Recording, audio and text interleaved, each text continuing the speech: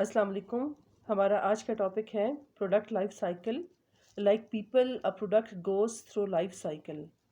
जिस तरह human beings जो हैं उनकी ज़िंदगी का भी साइकिल होता है कि सबसे पहले जो है वो पैदा होते हैं, फिर जो है वो इसके बाद जो है उनकी ग्रोथ होती है और वो जो है वो बड़े होते हैं। इसके बाद जो है उनका चाइल्डहुड्स के बाद जो है उनका टीन एज आता है। इसके बाद जो है वो यंग पीपल में कन्वर्ट होते हैं और उसके बाद जो है मिडल एज में और फिर ओल्ड एज में, और उसके बाद जो है वो इस दुनिया से जो है वो चले जाते हैं। सेम टू सेम प्रोडक्ट के साथ भी ऐसा ही होता है कि like people a product goes through life cycle, कि जिस तरह ह्यूमन बींग्स जो है उनका लाइफ साइकिल होता है, बिल्कुल इसी तरह प्रोडक्ट का भी लाइफ साइकिल होता है। They grow, then decline and then are replaced. पहले वो ग्रो करते हैं, इसके बाद जो है उनकी ग्रोथ जो है वो ख़त्म हो जाती है और इसके बाद जो है उनकी रिप्लेसमेंट होती है या उनकी जगह नई प्रोडक्ट आ जाती है। Product start with an introduction in the market for the purpose of sale. ठीक है, प्रोडक्ट जो है वो मार्केट में इंट्रोडक्शन स्टेज में आती है ताकि जो है वो उसकी सेल जो है वो हो सके। The demand of that product is gradually increase in the market and it reaches to its maximum from where it starts decline. ये पहले प्रोडक्ट जो है मार्केट में आती है, इसके बाद उसका इंट्रोडक्टरी स्टेज होता है। इसके बाद जब लोग उनको पहचानने लग जाते हैं तो उसकी सेल्स में जो है वो इंक्रीज़ होता है, और उसके बाद जब आखिर में क्या होता है कि उसकी जो सेल्स होती है वो कम होने लग जाती है और प्रोडक्ट जो है वो डिक्लाइनिंग स्टेज की तरफ जो है वो चल पड़ती है।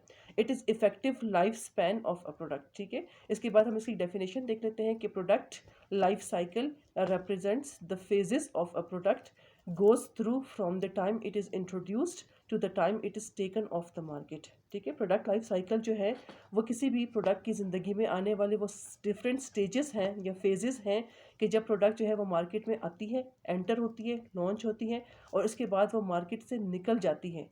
तो इन दोनों मार्केट में एंटर होने और मार्केट से निकल जाने के दौरान जो ड्यूरेशन होता है वो हमारा जो है वो प्रोडक्ट लाइफ साइकिल कहलाता है। या हम कह सकते हैं कि प्रोडक्ट लाइफ साइकिल जो है it represents the sales history of a product. किसी भी प्रोडक्ट की सेल्स हिस्ट्री जो है उसको भी हम उसका लाइफ साइकिल कहते हैं। Now the product life cycle has 4 stages.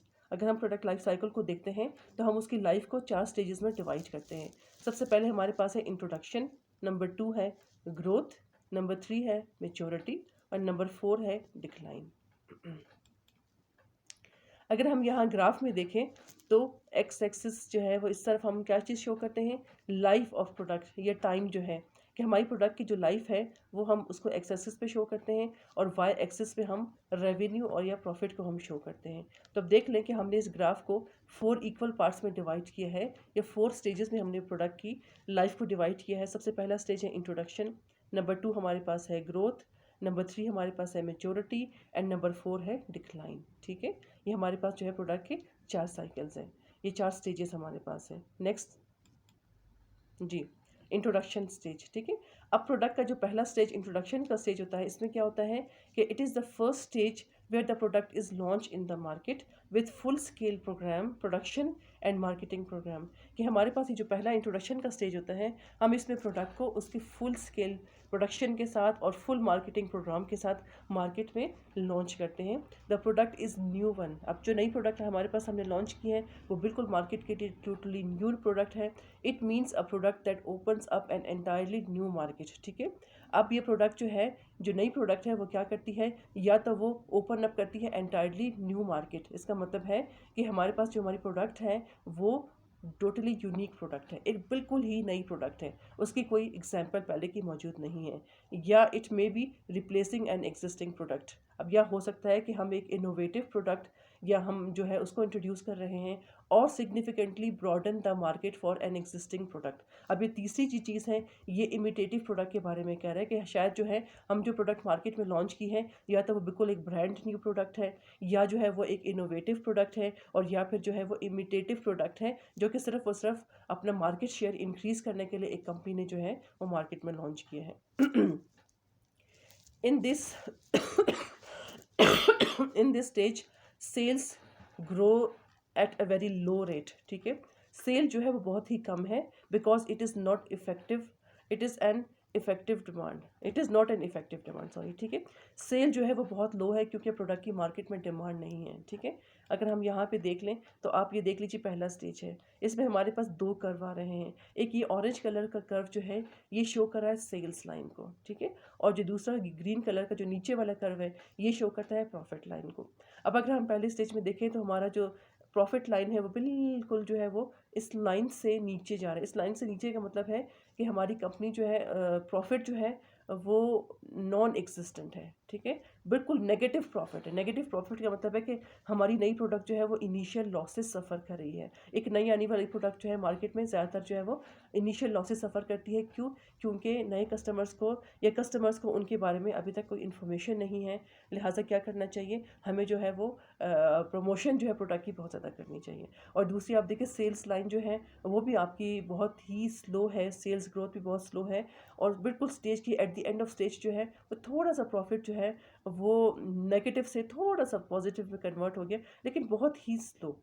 और वो आप अगर ऑरेंज लाइन को देखें तो वो भी जो है वो at the end of stage जो है वो ज़रा सा जो है वो हल्का सा इंक्रीजिंग फॉर्म में है। तो हमारी प्रॉफिट लाइन और सेल्स लाइन दोनों जो है वो बहुत ही मतलब कम रेशियो से इंक्रीज़ करेंगी, या प्रॉफिट तो समझे बिल्कुल नेगेटिव है। इसकी रीजंस क्या होती हैं कि प्रोडक्ट बिल्कुल मार्केट में नहीं है, इसके बारे में कस्टमर्स को अवेयरनेस नहीं है। लिहाजा हमें क्या करना चाहिए, हमें कस्टमर्स को अवेयरनेस देनी चाहिए, और हमें जो प्रोडक्ट की प्रमोशन जो है उस पर बहुत ज़्यादा अमाउंट या बहुत ज़्यादा इन्वेस्टमेंट करनी पड़ती है। अगर हम देखें इंट्रोडक्शन स्टेज की कैरेक्टरिस्टिक्स, तो क्या क्या कैरेक्टरिस्टिक्स है हमारे पास। पहला हमारे पास है लो एंड स्लो सेल्स, कि सेल्स जो है वो बहुत लो है या बहुत ही स्लोली जो है वो इंक्रीज़ कर रही है। इसके बाद सेकंड हमारे पास क्या वो है कैरेक्टरिस्टिक है कि हाई प्रोडक्ट प्राइस, प्रोडक्ट की प्राइस जो है वो हाई है। क्यों? क्योंकि हमने कहा था कि ये प्रोडक्ट जो है वो ट्रूली यूनिक है, ये बिल्कुल एक नई प्रोडक्ट मार्केट में है और हमें किसी कंपटीशन का सामना नहीं करना पड़ा, लिहाजा हमने इसकी प्राइसेस जो है वो हाई रखी हैं, या हाई सेट की कंपनी ने। हैवी प्रमोशनल एक्सपेंसेस, प्रमोशन पे बहुत ज़्यादा स्पेंड करना पड़ेगा, क्योंकि अभी तक मार्केट को या कस्टमर्स को या टारगेट मार्केट को इन्फॉर्मेशन नहीं है। उनको इन्फॉर्म करने के लिए, उन्हें प्रोडक्ट के बारे में अवेयरनेस देने के लिए हमें जो है प्रमोशन पे बहुत ज़्यादा अमाउंट स्पेंड करनी पड़ेगी। इसके बाद है lack of knowledge. Lack of knowledge का जो है ये कंज्यूमर्स के लिए, कि कंज्यूमर जो है उनको अभी तक हमारी प्रोडक्ट के बारे में नॉलेज नहीं है। इसके बाद है लो प्रॉफिट्स, प्रॉफिट जो है वो भी बहुत लो है, बल्कि अगर हम यहाँ देखें तो ये देख लें नेगेटिव प्रॉफिट है। And at the end of stage ज़रा सा प्रॉफिट जो है वो कंपनी, उसकी कंडीशन थोड़ी सी जो है वो बेहतर हो गई है। मज़ीद देखें narrow product lines, product line जो है वो नैरो है। इसका मतलब है कि प्रोडक्ट के अंदर कोई वर्जन्स नहीं है, वैराइटीज़ नहीं है। बिल्कुल अब नई नई प्रोडक्ट हमने मार्केट में इंट्रोड्यूस की है तो उसके अंदर वैराइटीज़ या वर्जन्स का सवाल ही पैदा नहीं होता। सेकेंड स्टेज पर आते हैं। Second stage is name as growth stage, ठीक है। इसे हम ग्रोथ स्टेज भी कहते हैं, या हम इसको मार्केट एक्सेप्टेंस स्टेज भी कहते हैं, क्योंकि अब हमारी प्रोडक्ट जो है उसको मार्केट या हमारा टारगेट मार्केट जो है वो उसको एक्सेप्ट कर लेता है, ठीक है। यहाँ देखते हैं कि क्या लिखा हुआ है। Once the market has accepted the product, sales began to rise and product enters into its second stage. कि एक दफ़ा जो है प्रोडक्ट जब मार्केट में एक्सेप्ट कर ली जाती है तो क्या होता है कि सेल्स हमारी जो है वो उसमें इंक्रीजिंग फॉर्म में आ जाती है, और product enters into second stage, product जो है हमारा सेकेंड स्टेज में आता है। यहाँ पे देख ले, ये ग्रोथ स्टेज है। यहाँ पे देखें हमारे पास दोनों कफ की कंडीशन क्या है कि प्रॉफिट जो है वो at the end of stage जो है वो ज़रा इंक्रीजिंग फॉर्म में आ गया। अब देखें कि ग्रोथ के स्टेज में थ्रू आउट द स्टेज जो है प्रॉफिट बड़ी शार्पली या तेज़ी से इंक्रीज़ होता है। इंक्रीज़ होते होते एक पीक पॉइंट पे पहुँचता है, और at the end of stage हल्का सा जो है ये वापस जो है ज़रा सा इसकी जो वो शेप जो है वो ज़रा नीचे की तरफ डिक्लाइनिंग पोजिशन पे, लेकिन बहुत ही कम, ठीक है। लेकिन अगर आप ऑरेंज लाइन को या ग्रोथ सेल्स लाइन को देखें तो थ्रू आउट द स्टेज जो है हमारी जो सेल्स है वो काफ़ी अच्छी बेहतर हो रही है और इंक्रीजिंग फॉर्म में है। तो अब देख लें कि सेल्स लाइन इंक्रीज़ हो रही है, लेकिन at the end of stage profit जो है वो डिक्लाइन हो रहा है। इसकी रीज़न क्या होती है कि सेल्स इंक्रीज़ हो रही है, प्रॉफिट डिक्लाइन हो रहा है? इसकी रीज़न ये होती है कि पहले हमारे पास फर्स्ट स्टेज में मार्केट में कंपटीशन नहीं था, लेकिन सेकेंड स्टेज पे आके कंपेटिटर्स ऐसी प्रोडक्ट लेके मार्केट में आ जाते हैं। तो अब क्या होता है कि उनकी प्रोडक्ट की वजह से हमें अपनी प्रोडक्ट की प्राइस जो है वो थोड़ी सी कम करनी पड़ती है। तो प्रोडक्ट की प्राइस, सेल्स हमारी बेशक बढ़ रही है, लेकिन हमने जो थोड़ी सी प्राइस रिडक्शन की है उसकी वजह से जो है वो हमारा प्रॉफिट रेशियो जो है वो थोड़ा सा कम हो जाता है। इसमें एक दफ़ा देख लेते हैं कि the product is new one, sorry ये तो इंट्रोडक्शन स्टेज है। Growth stage, the product achieve considerable and wide spread approval in the market, product को जो है मार्केट एक्सेप्टेंस मिल जाती है। The sales and profit increases at an accelerated rate, तो प्रॉफिट लाइन और सेल्स लाइन जो है वो शार्पली या बहुत स्पीड से जो है वो तेज़ कर रेट जो है वो उनका बहुत तेज़ी से जो है वो इम्प्रूव करते हैं। In this effective distribution advertising and sales promotion are considered at the key factor. ठीक है, तो हमें क्या करना चाहिए, हमें 3 चीज़ों के ऊपर बहुत ज़्यादा फोकस करना है। अपने डिस्ट्रीब्यूशन सिस्टम को इम्प्रूव करना है, हमने प्रोडक्ट की एडवर्टाइजिंग जो है बहुत अच्छी तरीके से करनी है, और सेल्स प्रमोशन जो है उसकी टेक्निक्स को भी हमने साथ साथ इंट्रोड्यूस करना है, ताकि जो है हम कस्टमर्स को जो है वो ये हम नंबर ऑफ़ कस्टमर्स को इंक्रीज़ कर सकें। इसके कैरेक्टरिस्टिक्स देखने स्टेज नंबर 2 के, रैपिड इंक्रीज़ इन सेल जो है उसमें बहुत तेज़ी से इंक्रीज़ होता है, शार्पली इंक्रीज़ होती है। प्रोडक्ट इम्प्रूवमेंट, ठीक है, सेकंड स्टेज में जो है कंपनी जो फर्म जो होती है वो अपने प्रोडक्ट को इम्प्रूव भी करती है साथ साथ। उसमें जो पहले थोड़ी बहुत जो कमियां रह गई थी, अब हम उसको इस स्टेज पे आके बेहतर बनाएंगे, उसको इम्प्रूव करेंगे। इंक्रीज़ इन कंपटीशन, कंपटीशन बहुत बढ़ जाता है सेकंड स्टेज में आके, ये कंपटीशन मार्केट में स्टार्ट हो जाता है। इसके बाद है इंक्रीज़ इन प्रॉफिट्स, प्रॉफिट्स हमारे इंक्रीज़ करता है लेकिन आखिर में आके थोड़ा सा डिक्लाइनिंग फॉर्म में आ जाता है।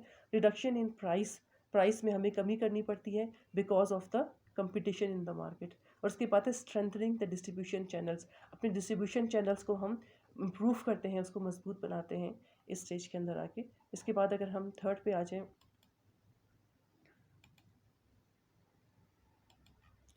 That is maturity stage. Third stage हमारे पास अगर देखा जाए मैच्योरिटी स्टेज है। इसमें अगर आप प्रॉफिट कर्व को देखें तो थ्रू आउट द स्टेज जो है प्रॉफिट आपका डिक्लाइन कर रहा है कर रहा है कर रहा है, और ये देखिए स्टेज के आखिर में काफ़ी ज़्यादा जो है प्रॉफिट डिक्लाइन कर गया।